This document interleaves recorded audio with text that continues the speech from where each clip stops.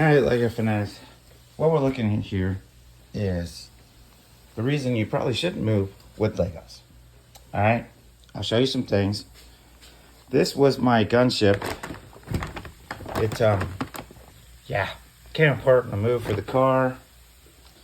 These are all the sets I have to do something with and build, put on my table, which is back here.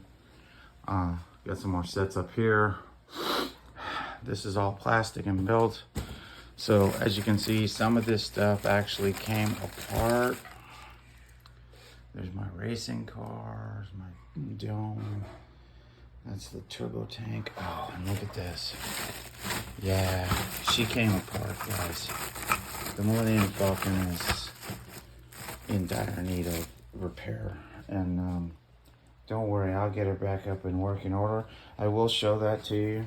I'll make a video of it. Here's the other shelf. Yes, it looks like somebody threw up on it. I get it.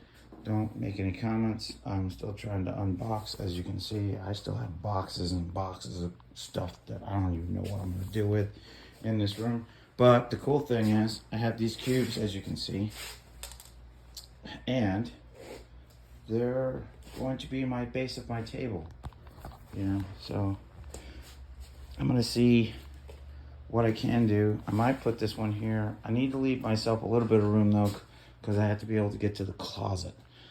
So that's my room.